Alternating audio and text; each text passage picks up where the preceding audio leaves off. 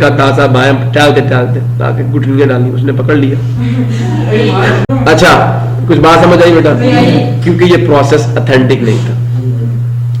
Check करते जाना।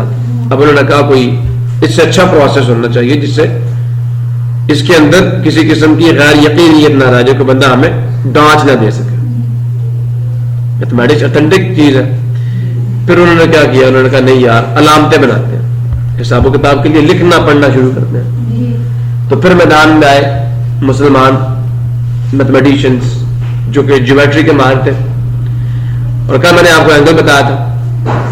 Roman जो थे, जंगजू थे, बंदे मारते थे, उन्होंने इस फॉर्म में गिनती लिखनी शुरू की।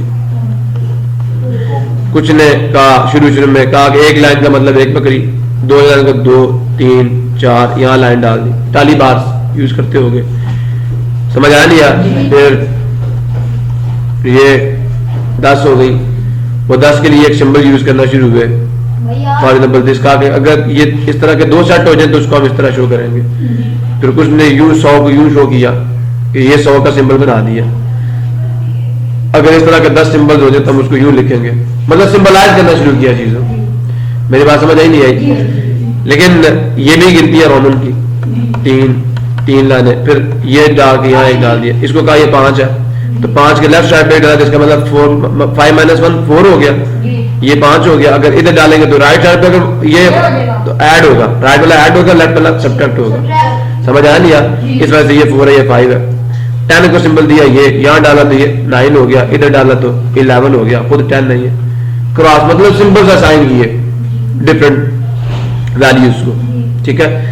जो अरबिक मैथमेटिशियंस थे, जो अरब साइंसदान थे, उन्होंने क्या, जो मैथमेटिशियंस थे उन्होंने, या मुसलमान मैथमेटिशियन जो थे उन्होंने क्या किया, उन्होंने क्योंकि ज्योमेट्री पे बहुत काम किया था, ठीक है, तो ज्योमेट्री में सबसे पहले चीज ही एंगल है, कॉर्नर है। तो उन्होंने जो अपनी गिनती बनाई, बेटा किससे बनाई?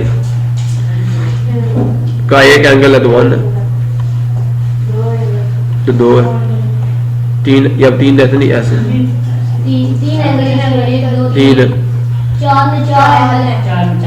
4 1 2 3 4 5 में 5 एंगल से मैंने कल बता रहा, ठीक है।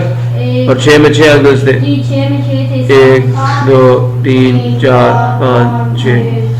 7 में 7 एंगल्स थे, 4 ये 5 और 2 7, ठीक है। 8 में 9 में याद आया? क्या था?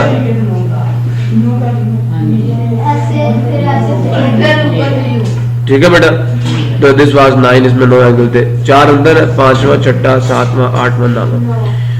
तो अब 0 जो है उसके अंदर कोई एंगल नहीं है। तो उन्होंने ये 10 डिजिट बनाए, और उसके बाद गिनती इन 10 डिजिट्स के बंडल की फॉर्म में गिनना शुरू कर दिया। 0 बनाया, कोई एंगल नहीं है इसमें, इसका मतलब नथिंग, खाली गड़ा ऐसे पड़ा होगा ना, अंदर कुछ भी नहीं होगा। याद है किसी बच्चे को प्रॉब्लम हो? फिर आगे उन्होंने डिजिट्स को मिलाना शुरू किया। देखो अगर एक बंदा काउंटिंग कर रहा है, 0 से 1 हुआ, 2 हुआ, वैसे काउंटिंग 1 से शुरू होती है ना, तो पहले ये 0 भी नहीं था, 2 काउंटिंग कहां से शुरू करते थे? 1 से। रोमन में 0 नहीं है, चेक करना। तो क्या हुआ? 1 2 3 एंड 9। समझ आया? ये डिजिट्स अभी पहले तो बड़ी रिसर्च हुई, अभी जो आप नेचुरल नंबर दिखते हैं इनको काउंटिंग नंबर्स कहते हैं। आप किसी भी चीज को काउंट करते हो 1 से काउंट करना शुरू करते हो, 0 से तो नहीं शुरू करते। तो बेटा फिर ये जो 0 ये कैसे आया, अब इसके बारे में बात करते हैं। कुछ समझ आया? गिनती कैसे, सिंबल्स कैसे बनना शुरू हुए। अब बात करते हैं किनके ऊपर? नेचुरल नंबर्स के ऊपर। कि नेचुरल नंबर्स क्या होता है?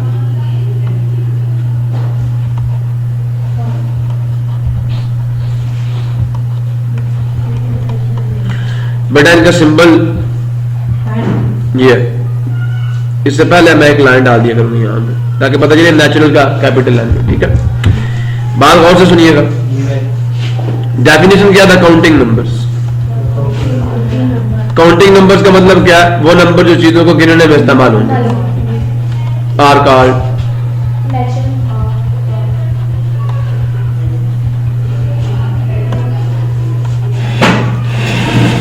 प्रॉब्लम किसी? सो बेटा ये कौन कौन से काउंटिंग नंबर्स? 0 नहीं 1। बेटा आगे चलने के लिए आपने सिर्फ 3 डॉट डाला करने, इसका मतलब इन्फिनिट नंबर से आएंगे। ठीक है जी, लिमिटेड नंबर नहीं आएंगे, सारे जितने भी नंबर काउंटिंग में यूज होंगे सारे आएंगे। अच्छा, अब लोगों ने क्या किया, इनके ऊपर ऑपरेशंस परफॉर्म करना शुरू किए। बात गौर से सुनना। अब ये जो नंबर बने हुए हैं ना, सबसे पहले देखो एक बंदे के पास 2 बकरियां, तो उसने 2 और खरीद ली, कितना बन गया? ऑपरेशंस परफॉर्म होना शुरू हुए। अगर 8 थी उनमें 9 ऐड कर लिया तो फिर क्या आया? 70। मतलब वो 2 नेचुरल नंबर्स को ऐड करें, आंसर क्या आ रहा है? नेचुरल आ रहा है। देखिए 2 नेचुरल नंबर्स को ऐड करने से आपके पास कोई से 2 नेचुरल नंबर, तो आप उन्हें ऐड करें, आंसर क्या आएगा? जो उनका सम होगा वो भी नेचुरल होगा। इस प्रॉपर्टी को समझ रहे हो नहीं समझ रहे? कि कोई से 2 फॉर ऑल, इसके कहते हैं फॉर ऑल, तमाम के तमाम नंबर जो कि नेचुरल, उनमें से कोई से 2 पकड़ लो, कोई से जो उनका सम होगा, कोई नंबर होगा ना, ये भी सम a प्लस। अब ये 2 नंबर नहीं है, ये कोई नंबर बन चुका होगा, वो भी किससे होगा? हाँ जी। तो बेटा देखो इसका मतलब नेचुरल नंबर को ऐड करने से आंसर नेचुरल से बाहर नहीं जाएगा। बात समझ आई? इस प्रॉपर्टी का मतलब ये है कि कोई से 2 नेचुरल नंबर्स को आप ऐड कर लो, नेचुरल नंबर के सेट से बाहर नहीं जाएगा। तो एडिशन का प्रोसेस जो है, इसका मतलब नेचुरल नंबर में क्लोज हो चुका है। बात नहीं समझ आई? कि आप कोई से 2 नेचुरल नंबर्स को ऐड करो, आंसर क्या आ रहा है? क्या आप कोई से 2 नेचुरल नंबर्स को ऐड करके एक ऐसा नंबर ला सकते हो जो नेचुरल से बाहर हो? कभी भी नहीं। 1 को 2 में, 2 को 3 में, आंसर नेचुरली आएगा, उसी सेट से आएगा। तो अगर किसी सेट में एक ऑपरेशंस की ये हालत हो कि आप उस सेट से कोई से 2 नंबर पकड़े और उनको ऑपरेट करें, आंसर फिर उसी सेट से आए, तो इस खुसूसियत को कहते हैं क्लोजर प्रॉपर्टी, खासियत बंदिश, कि एडिशन जो है वो बंद हो चुका है नेचुरल नंबर्स के अंदर। ठीक है, तो इसे कहते हैं क्लोजर प्रॉपर्टी ऑफ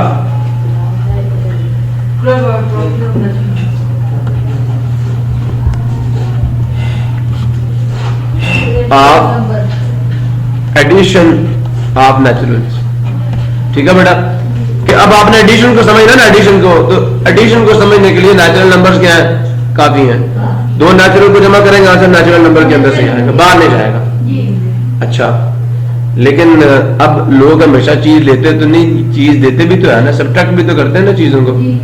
अब जरा गौर से देखिएगा, जरूरत थी एडिशन के लिए किसी नए नंबर की जरूरत थी नेचुरल के अलावा?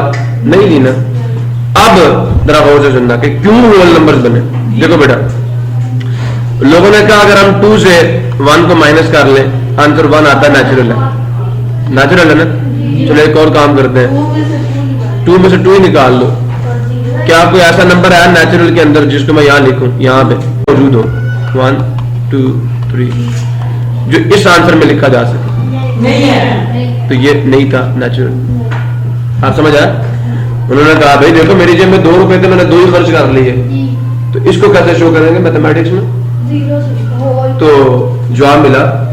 अब आप कहेंगे भाई वहां पे 10 तो है ना नेचुरल में, तो वो 0 कैसे आ गया? बेटा जो मुसलमान मैथमेटिशियन थोड़े देर से आए हैं, उससे पहले 0 नहीं था, उससे पहले 0 नहीं था। तो ये अल्लाह रब्बुल इज्जत ने मुसलमानों के पल्ले डाला कि वो 0 जो है उसे डिफाइन करें, उसका सिंबल बनाए। ठीक है, तो ये नेचुरल नंबर जो है ना, इनमें आप इनको, इनके जरिए से आप सब्ट्रैक्शन को नहीं समझ सकते थे। क्यों? सब्ट्रैक्शन के लिए कुछ और नंबर्स भी चाहिए थे कि एक नंबर को उसी में से माइनस कर दिया जाए तो यहां क्या सिंबल आएगा, नहीं पता था, नहीं है ना इसके अंदर। तो उन्होंने कहा चलो यार हम कहते हैं ये 0 है। अब जब 0 नेचुरल नंबर में इंक्लूड कराएंगे तो वो नेचुरल नहीं रहा, बल्कि क्या बन गया? तो उन्होंने कैपिटल W डाला। बात समझ आई नहीं आई? अच्छा, अब क्या किया? 0 ऐड किया नेचुरल नंबर्स में, तो 0 and counting numbers are called whole numbers. तो ठीक है, अब अगर ये तो करते हो बड़े में से छोटा माइनस करो तो आंसर पॉजिटिव आता है, क्योंकि बड़ा पॉजिटिव है। अब अगर क्या आएगा आंसर? 1 आएगा ना, 1 आएगा, नेचुरल होल है। आप तो होल की बात कर लेते हैं ना। 2 में से 2 निकाला, आंसर फिर भी क्या आया? होल आया। काफी है इसका मतलब। मेरे 12 में से 10 माइनस करो ना जरा, अब इसका मतलब बताऊं कैसे कि एक बंदे ने किसी के 10 रुपए, नेगेटिव का मतलब मैंने बताया था 10 का साइन नेगेटिव है, ठीक है ना। तो एक बंदे ने किसी के 10 रुपए देने थे, वो एक दे आया, एक पॉजिटिव का मतलब दे दिया उसने। पीछे अब देखो 10 में से 9 तो 1 तो नहीं, 1 में से 9 तो नहीं निकल सकते, लेकिन ये इन 10 सेंस सोचो कि अगर मैंने 1 रुपया दे दिया, पीछे कितने बच गए? अब ये -9, ठीक है। आपने खुद बताया ना मुझे अभी तो, लेकिन उस टाइम उन्होंने ये सोच पड़ गई इसका आंसर क्या क्या होगा। अभी तो हमने डाल दिया यहाँ, तो उन्होंने सोचा इसका आंसर क्या होगा, तो कहा माइनस का साइन डालो, ठीक है, कि एक दे दिया बाकी पीछे 9 बच गए, तो माइनस का साइन डालो, कभी ये देने हैं, कर्ज है ये भी। तो फिर क्या कहा कि नहीं यार, ये तो होल नंबर से बिलोंग ही नहीं करता, तो इसको डाला किसके अंदर, जब होल नंबर्स के अंदर, तो ये शर्ट किसमें कन्वर्ट हुआ? इंटीजर्स में, जेड, ठीक है। उसको डालने का सिंबल ये है, स्टैंडर्ड ये सिंबल यूज मैंने डाला था अभी, जेड स्टाइलिश से डालते हैं। तो क्या किया गया, होल नंबर जो थे, मेरी बात सुन रहे हो बेटा, उनके अंदर जब नेगेटिव नंबर्स ऐड कर दिए, किन के? नेचुरल नंबर्स के नेगेटिव, ठीक है, 1 का नेगेटिव, 2 का नेगेटिव, 3 का नेगेटिव, तो एक नया सेट बना। तो गौर से सुनना, 0 पहले था, 1 पहले था, 2 पहले था, एंड सो ऑन का। अब मजे की बात देखो, ये 0 जो है ना, 0 इसका मतलब नथिंग, ना किसी के कुछ लेना, ना किसी को कुछ देना। 1 का मतलब है, लेकिन -1 का मतलब नहीं जी, देना किसी का, ठीक है। इधर मौजूद है, इधर देने हैं, ठीक है, तो माइनस, और ये पीछे जा रहे हैं। ये नंबर 0 से छोटे हैं नेगेटिव वाले, ये 0 से बड़े हैं। इन आप समझ आया ना, लेने और देने के सेंस में। प्रॉब्लम किसी को नेगेटिव नंबर बताया, लेस देन 0 जो नंबर होते हैं, they are called negative numbers. अच्छा, बात समझ आ गई। तो बेटा ये क्या बने, ये वाले नंबर्स क्या बने? Whole numbers plus negative natural number, negative of natural numbers. Natural number के नेगेटिव्स को जब ऐड किया इसके अंदर, अब चेक करते हैं क्या सब्ट्रैक्शन क्लोज हुआ या नहीं हुआ। समझ आया? सब्ट्रैक्शन समझने के लिए 0 चाहिए था, डाला, जरूरत आई नहीं है। आप चाहते हो आपको सब्ट्रैक्शन टोटली समझ आ जाए, आपके पास वो सारे नंबर्स हो जिनके जरिए से सब्ट्रैक्शन को टोटली समझा जा सके, कि आंसर उस साइड से बाहर ना जाए सब्ट्रैक्शन का। आप दो नंबर्स का डिफरेंस ले, आंसर उस साइड से बाहर ना जाए।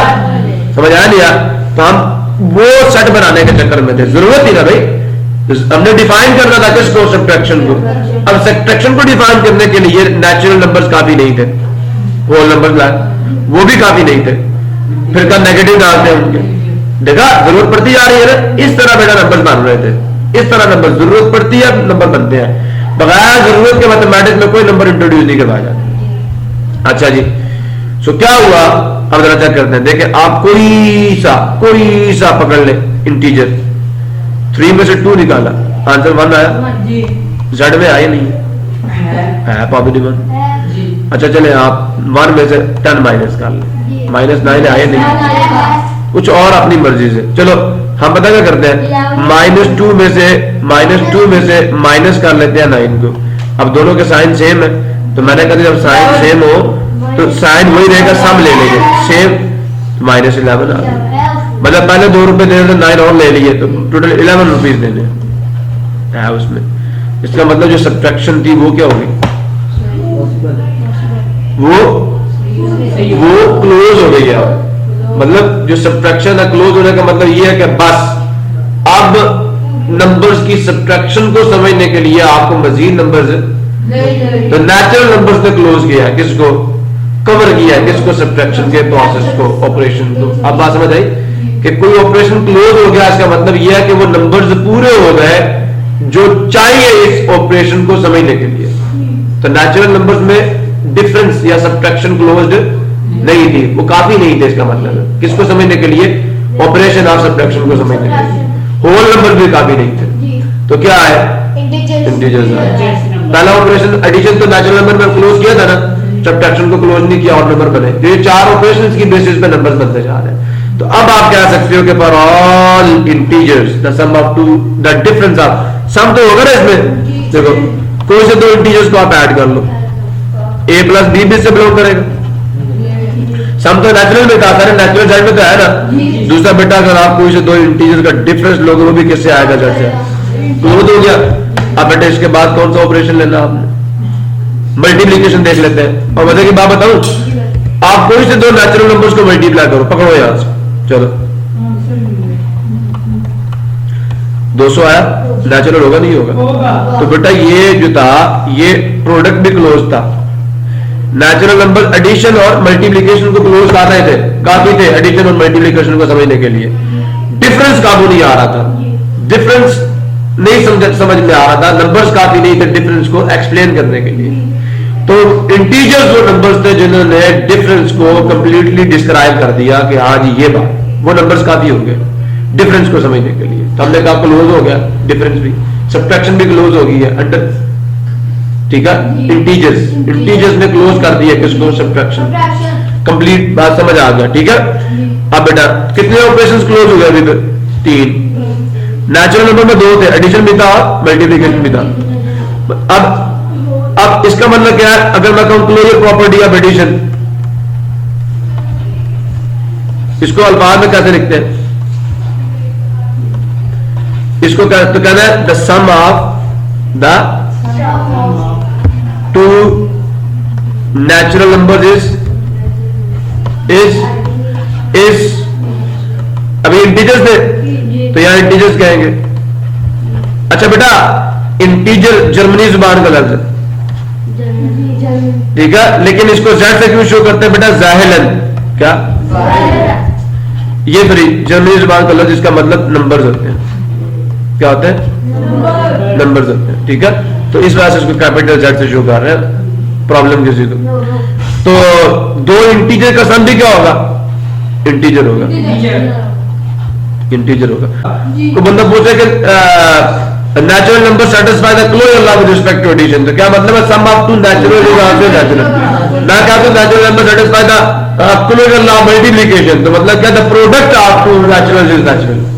मैं कह दूं जी जो इंटीजर्स है वो क्लोजर लॉ ऑफ सब्ट्रैक्शन को सेटिस्फाई करते हैं, तो मतलब the difference of 2 integers is N integer, ठीक है। कि 2 इंटीजर का डिफरेंस एक इंटीजर आ रहा है, ये है क्लोजर लॉ, इसे कहते हैं क्लोजर प्रॉपर्टी। प्रॉब्लम किसी को? उसके बाद बेटा अब डिवीजन की बारी आ गई। 3 ऑपरेशंस इंटीजर्स में 3 ऑपरेशंस को समझा जा सकता है, चौथा डिवीजन है वो नहीं समझी। क्यों नहीं समझी जा सकती? देखते हैं। देखो बेटा आप छोटी सी मिसाल है, 4 को 2 पे डिवाइड करो, आंसर क्या आया? 2।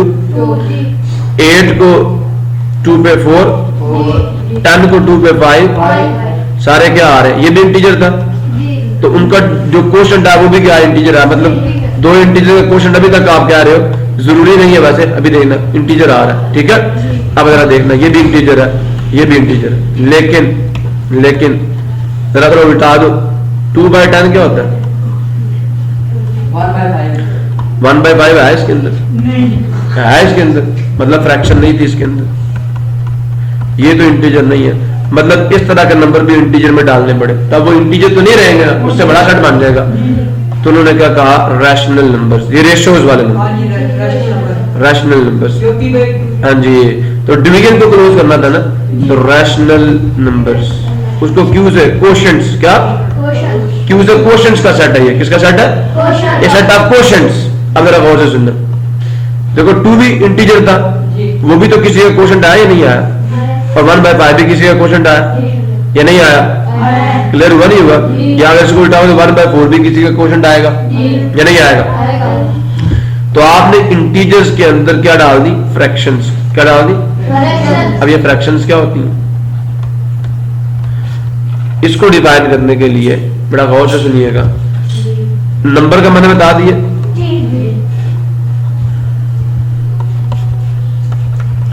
क्या डेफिनेशन है? Symbolical representation of a specific value.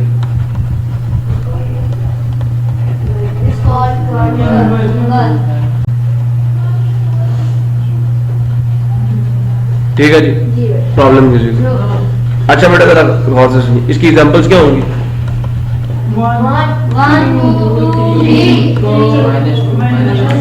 Value को शो कर रहे हैं ना, तो मैं 1/2 भी तो डाल सकता हूँ ना, ये भी एक नंबर है, ठीक है। अब बेटा याद रखना होल नंबर्स क्या होते हैं, मेरी बात गौर से सुनना। वो नंबर जो होल थिंग्स की वैल्यूज को शो करें। एक बिस्किट का मतलब एक बिस्किट है, समझ आया? या इंटीजर होल नंबर्स क्या करेंगे?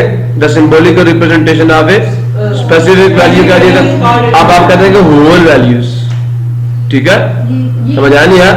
आप होल थिंग्स पूरी पूरी चीजों को लिख लोगे यहाँ पे। द सिंबॉलिकल रिप्रेजेंटेशन ऑफ हाँ whole things is called whole number. यहाँ क्या लगा देना?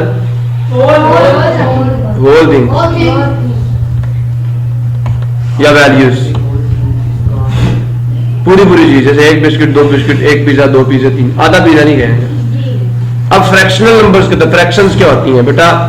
पूरी पूरी चीज को तो शो करने के लिए आपने इंटीजर तक की बात की, लेकिन ये फ्रैक्शंस क्या?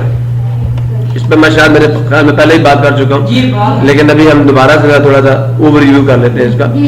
ये फ्रैक्शन क्या होती है? The symbolical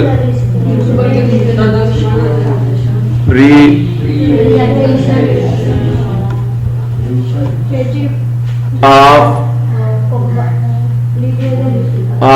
what? मैंने कहा था the symbolical representation of whole value of a thing, पूरी की पूरी वैल्यू जो, लेकिन some part of a thing की जब बात आएगी आप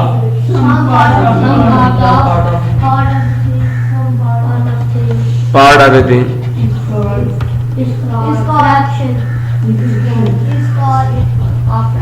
इज कॉल्ड ए फ्रैक्शन। उसको बड़ा फ्रैक्शन कहते हैं, ठीक है। अब उसको लिखा क्या जाता है? तो नोटेशन क्या है जी उसकी, लिखने का तरीका कार क्या? तो बेटा इसके तीन हिस्से होते हैं। देर आर कितने पार्ट्स हैं? पहला क्या? न्यूमरेटर,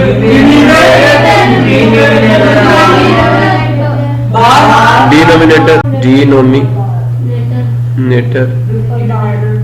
और बार, इसको आप बेटा कहते हैं, ठीक है। समझ आ नहीं? अब बेटा मैंने न्यूमरेटर की डेफिनेशन पहले बताई, अपर पार्ट भी कहते हैं, लेकिन that part of fraction which shows the total number of parts given to a specific person, ठीक है। किसी बंदे को जो दे दिया। डिनोमिनेटर ये बताएगा that component of fraction which shows the total number of parts in which thing is divided. देखो आपके पास एक पिज्जा, आपने इसके 4 बराबर हिस्से किए, ठीक है। उसमें से एक हिस्सा दे दिया अंजला को, तो टोटल कितने थे? ये डिनोमिनेटर बताएगा, और वो बार के नीचे होता है, और इधर 1 आएगा, तो दिस पार्ट इज 1/4। अब हमजा कहता है उस्मान भाई मैं ना जरा मुझे भूख ज्यादा लगती है, तो फिर अंजला कहता है भाई इसको 3 के 3 ही दे दे, तो हमजा कितने मिले? 3, टोटल कितने थे? 4। तो ये बेटा पूरा पिज्जा नहीं है, उसके 3 पार्ट हमजा को मिले, तो टोटल 4 थे, और ये सेपरेटर है दोनों का। अब समझ आया? लिखने का तरीका समझ आ गया?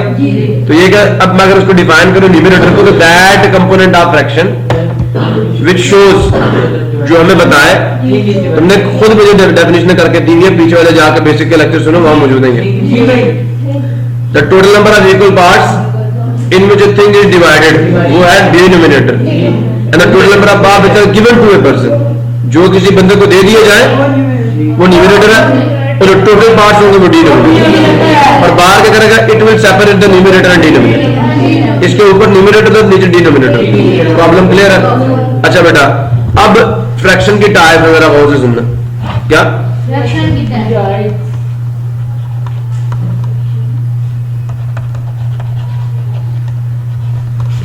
फ्रैक्शन की टाइप्स तो कितने टाइप में नहीं बताए?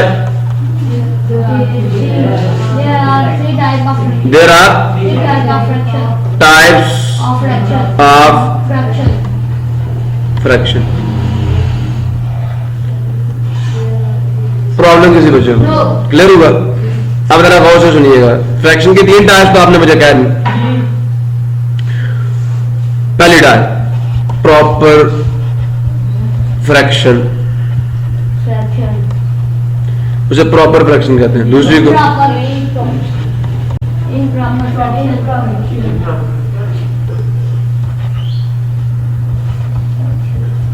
और तीसरी क्या?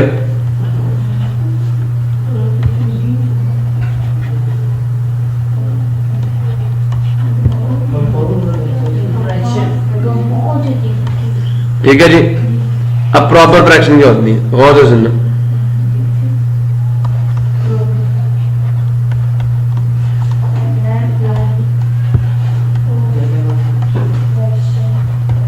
ठीक है, फ्रैक्शन की वो किस्म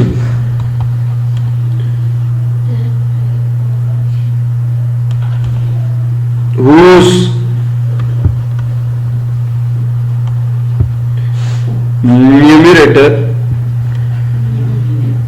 rater is less than, is वो छोटा हो, देखो मुंह बंद नहीं यहाँ, वो क्या हो, छोटा हो देन इज डिनोमिनेटर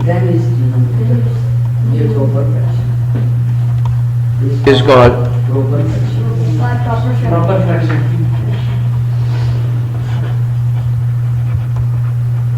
ये बेटा डेफिनेशन है इसकी। प्रॉब्लम किसी को? तो ये डेफिनेशन आगे किसकी? प्रॉपर की। प्रॉपर फ्रैक्शन की।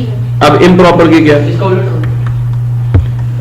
बिल्कुल, इसका डिनोमिनेटर जो है वो छोटा हो जाएगा, न्यूमरेटर बड़ा। अब 1/2 देखो, न्यूमरेटर छोटा, डिनोमिनेटर बड़ा। ठीक है, 2 क्या होगा, प्रॉपर होगा इम्प्रॉपर होगा? प्रॉपर होगा। 1/9 डिनोमिनेटर बड़ा, न्यूमरेटर छोटा, ये प्रॉपर फ्रैक्शन है। ठीक है, ठीक है। 2/7 प्रॉपर है। अब जो बेटा इम्प्रॉपर है, जरा उसकी भी डेफिनेशन देख लो। दैट ऑफ फ्रैक्शन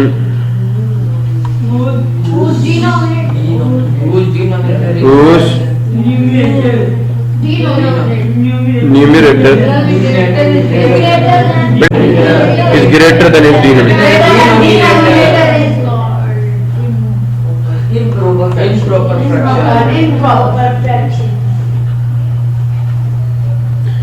ये बातें याद रखनी है, काम आएंगी।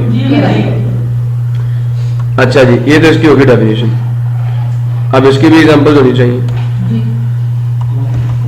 देख रहा क्या जी एग्जांपल्स? 9/1 जो कि 9 है, तो जितने भी इंटीजर्स हैं वो इम्प्रॉपर फ्रैक्शंस हैं। ठीक है, किताब क्या बेटा?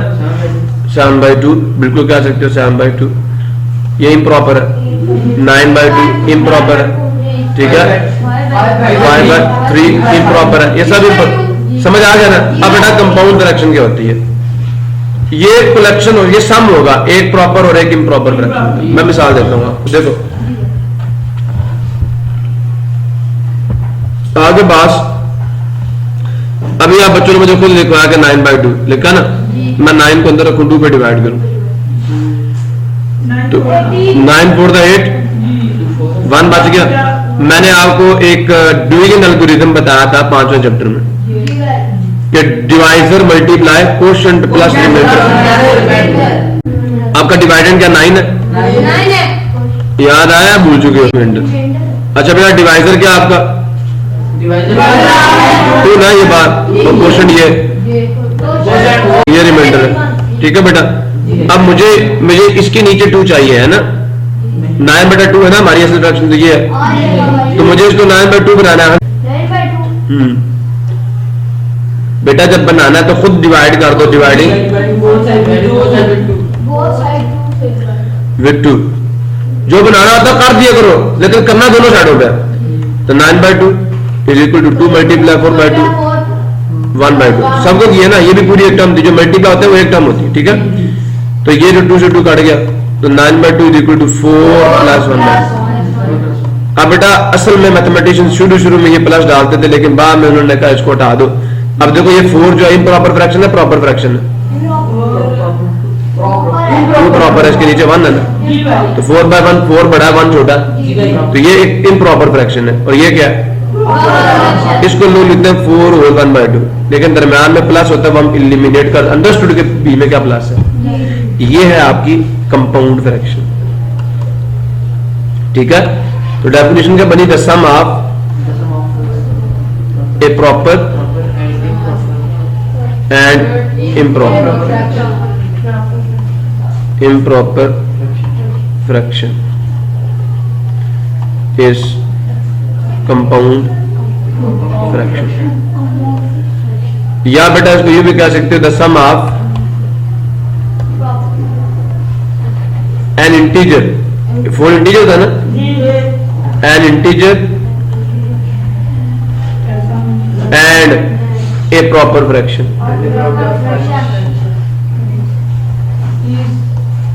Is called compound fraction.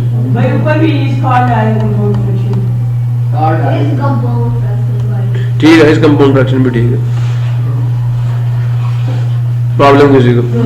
अच्छा बेटा बात सुनिए जरा, बात पे गौर कीजिए।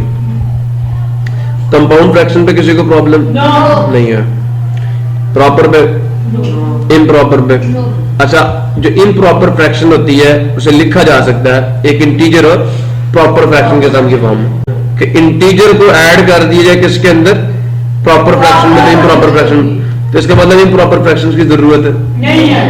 मैं क्यों कह रहा हूं ये बात, देखें अभी हमारे पास इंटीजर्स पहले से थे ना, फ्रैक्शंस डालनी थी इनके अंदर ताकि रैशनल नंबर बन जाए। क्या बन जाए? तो बेटा हमने इसके अंदर सिर्फ फ्रैक्शंस इंक्लूड करनी है, कौन सी? प्रॉपर। प्रॉपर फ्रैक्शन इंक्लूड करेंगे, इंटीजर को ऐड करेंगे किसके अंदर, प्रॉपर फ्रैक्शन में, तो प्रॉपर ऑटोमेटिकली बन जाती है, कंपाउंड बन जाती है। तो सिर्फ जरूरत सारी फ्रैक्शंस को ऐड करने की नहीं थी, जरूरत सिर्फ प्रॉपर फ्रैक्शंस को ऐड करने की थी, बस। समझ आ रही है? इम्प्रॉपर ऑटोमेटिकली बन जाएगी। तो क्या बने? रैशनल नंबर्स बने। क्या बने? सेट ऑफ क्वोशंट्स बना। इसे कहते हैं the set of quotients, the set of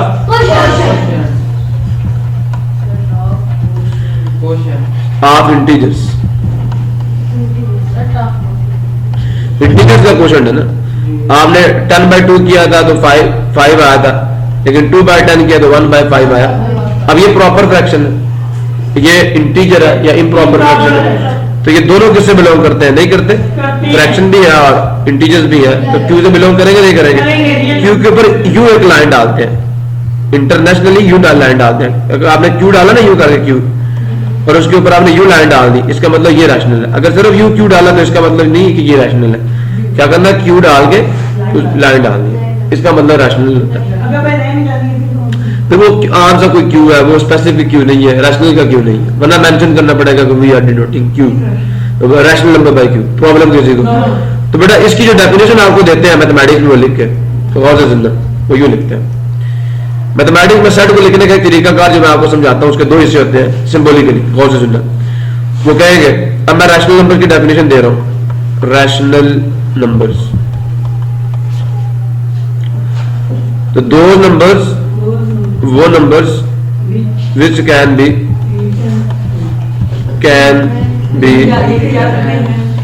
written in number 1 P by Q form. अब आपके दिमाग में ये P क्या, ये Q क्या आता नहीं आता? तो बेटे दूसरी जगह बताएंगे कि ये P जो ना P ये और ये Q दोनों इंटीजर्स है। इंटीजर थे, बटे के ऊपर भी एक इंटीजर होता है, नीचे भी इंटीजर होता है। लेकिन बेटा तीसरी शर्त ये लाजमी लगा देना कि बटे के नीचे एक नंबर नहीं आता।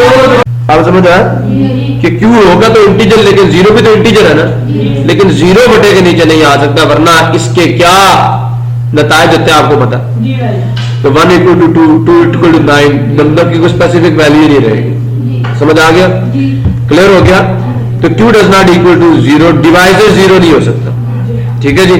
और चौथी बात बेटा याद रखना, अब ये नंबर भी तो मैंने P by Q फॉर्म में लिखा, मेरी बात गौर से सुनना, ये नंबर भी तो मैंने 10/2 भी P by Q फॉर्म में, लेकिन याद रखो 10 और 2 में कॉमन डिवाइजर है, इसका डिवाइजर भी 2 है, इसका डिवाइजर भी 2 है।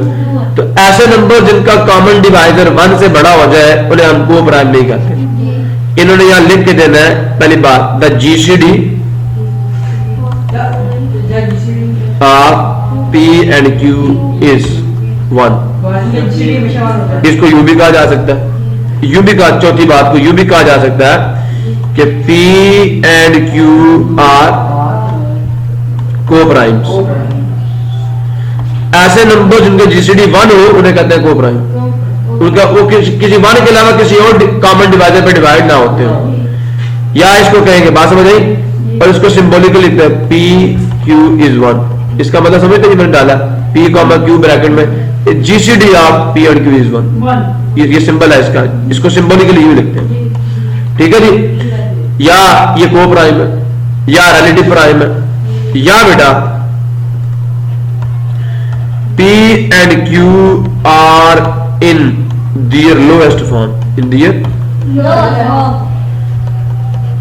मतलब ये है कि जो फ्रैक्शन अपनी लोएस्ट फॉर्म में है, P और Q का 1 के अलावा कोई कॉमन डिवाइजर नहीं है। जैसे मैंने यहां पे लिखा 3/2, इन दोनों का GCD 1 है, लेकिन मैं यहां पे ये लिख दूं, बात गौर से सुनना मेरी, 15/10, इन दोनों का GCD 1 तो है ही है, ये भी 5 पे डिवाइड होता है, ये भी 5 पे डिवाइड, तो ये लोएस्ट फॉर्म में नहीं है। ये तीसरी बात को पूरा नहीं कर रहा, तो तीसरी 4 बातों का पूरा करना जरूरी है किसी रैशनल नंबर के लिए, कि पहली बात बटे की फॉर्म में हो। अब आप सोचेंगे यार इंटीजर तो इसका मतलब ना है इसमें, तो बेटा हर इंटीजर को लिखा जा सकता है P/Q की फॉर्म में। कैसे, जरा गौर से सुनना, आपके पास मैंने 2 लिखा हुआ है, तो 2/1 है, अंडरस्टूड है, उसके नीचे 1 है, ठीक है। तो हर इंटीजर बटे की फॉर्म में लिखा जा सकता है, तो वो रैशनल है, हर इंटीजर रैशनल है। लेकिन हर रैशनल इंटीजर तो फ्रैक्शंस भी तो होती है ना, तो फ्रैक्शंस तो इंटीजर्स नहीं है। अब आपसे बहुत सारे लोग पूछेंगे अगर आप और सुनना, कितने ऑपरेशंस क्लोज किए अभी तक आपने? एडिशन क्लोज की थी, मल्टीप्लिकेशन क्लोज की थी, सब्ट्रैक्शन क्लोज की, डिवीजन भी क्लोज हो गई, डिवीजन भी क्लोज हो गई। अब बेटा देखो, स्क्वायर रूट आप में से किस किस बच्चे ने कैलकुलेट करना सीखा? स्क्वायर रूट पता है? स्क्वायर रूट होता क्या? नहीं पता स्क्वायर रूट का। अच्छा सुने मेरी बात, स्क्वायर कैलकुलेट करना आता है? स्क्वायर का मतलब पता जानते हो कि नहीं जानते? यह 2 की power 2 second power, square root second power, जानते हो ना सेकंड पावर। अगर किसी नंबर की पावर 2 तो 2 टाइम मल्टीप्लाई करते हैं। अब वो बंदा आपको ये दे दे, ये पूछे कि ये जो नंबर लिखा हुआ है ये बताओ ये किसका स्क्वायर है, वो नंबर बताओ, तो रिवर्स प्रोसेस करना पड़ेगा। देखो मैं बताता हूं, अगर तो बंदा आपको ये क्वेश्चन दे, मेरी बात गौर से सुनना, क्वेश्चन क्या है जी? क्वेश्चन क्या है जी? फाइंड स्क्वायर ऑफ 2, तो इसका मतलब पता क्या है? 2 रेज़ टू द पावर 2 आपने फाइंड करना। आसान है, कैसे करोगे सोल्यूशन? 2 × 2, इसका मतलब यही है ना, तो 4 आ गया। अब जरा गौर से सुनना, क्वेश्चन दे दिया, फाइंड स्क्वायर